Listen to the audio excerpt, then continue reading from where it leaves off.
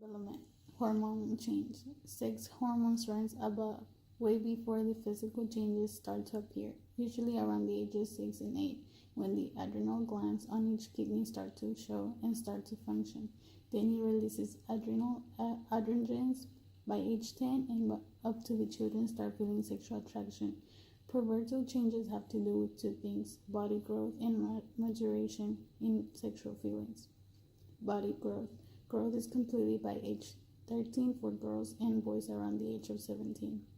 Altogether, teenagers are at least 10 to 11 inches in height, 50 to 75 pounds, that's around 50% adult weight.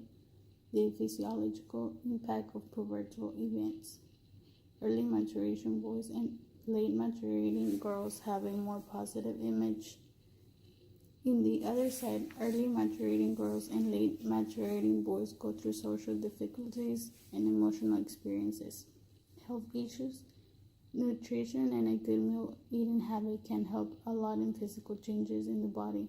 In an early puberty stage, a girl or the boy may have emotional and social problems that can lead them into anorexia, bulimia, and binge eating disorders. In North America, the sexual topic is common, leading early teenagers to practice it due to their body changes and hormonal changes. Sexual orientation also has a lot to do with health issues because the teenager may not like the opposite gender that she's supposed to like. The teenager may be gay, lesbian, or bisexual, and this can lead to their emotional statement to move out of control.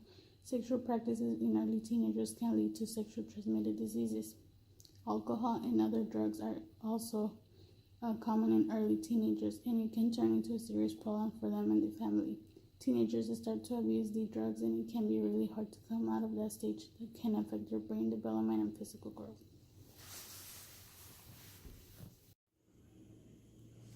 Emotional development in adolescence deals with the identity as a major component in adolescence.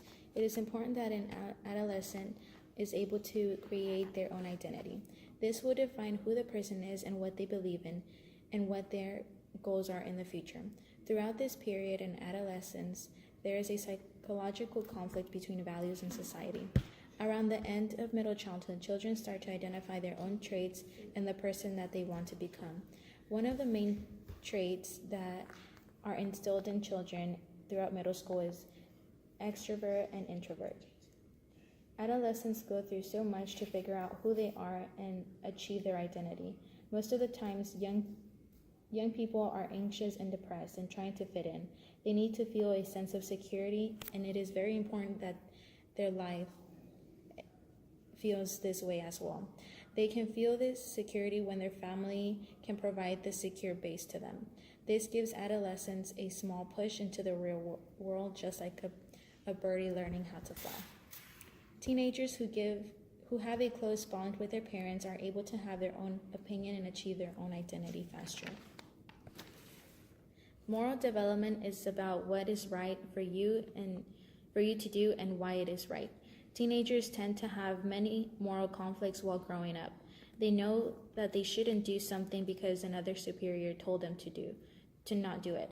But they also ask themselves, why couldn't I do it? According to Kohlberg, there are 3 levels to moral understanding.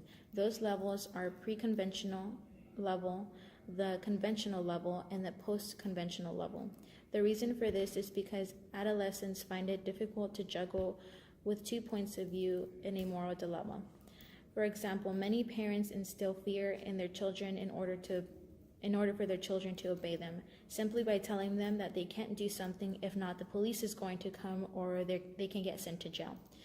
Throughout the conventional level, parents set the standards of the children being a good boy or a good girl. This moral understanding helps the adolescent choose from their own right and wrong.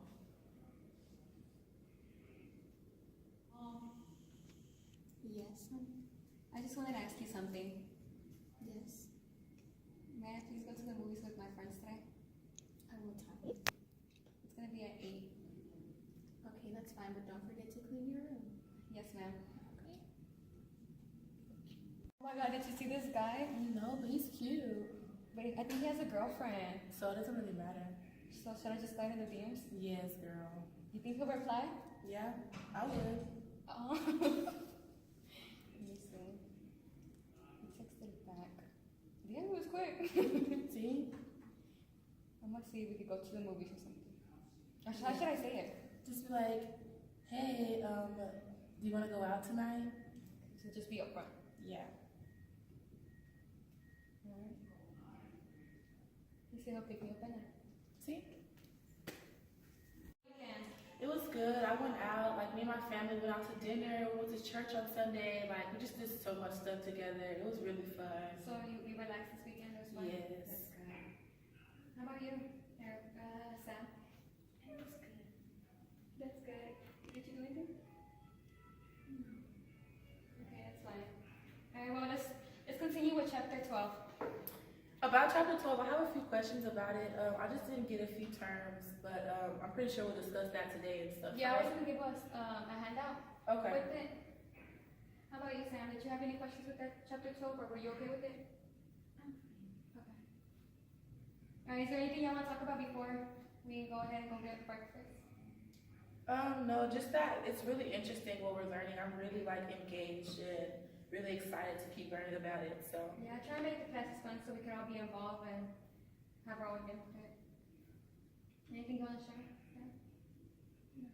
Okay, well, let's go ahead and head out. Piaget's theory is called the formal operational stage. His theory basically says that kids in this stage will develop the capacity for abstract, systematic, scientific thinking. This theory consists of two parts: hypothetic deductive reasoning, which is how a child would process a situation and apply it to the real world, and propositional thought, which is when a child can understand a verbal statement without having reference to the real world.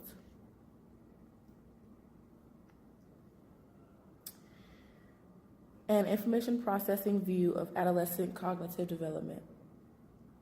Information processing theorists say a child's working memory increases, their attention is more selective, their planning and strategizing skills improve. Also, their knowledge, metacognition, and cognitive self-regulation improves. Consequences of adolescent cognitive changes. Self-consciousness and self-focusing are two main topics of this idea. This is the relation between self and others, and when they emerge. The first relation is imaginary audience, which is when kids feel they are the center of attention. The second one is personal fable, which is when kids and teens develop an opinion of their own importance. Sex differences in mental abilities. Verbal abilities in females are more profound and more noticeable than they are in males. Mathematic abilities vary from boys to girls depending on their access to education.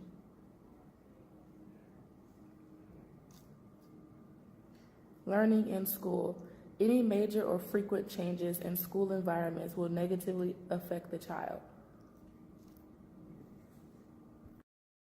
It's okay, sweetie, don't be scared. A lot of kids are going to school and your teacher's going to make your day really fun for you. I'm really scared. I don't want to study. It's okay, school is fun. It's where you go to learn. You're going to make a lot of new friends. Just you can go to your teacher. Hi. Come on over. Choose a seat anywhere you want. It's okay. It's going to be a fun day today.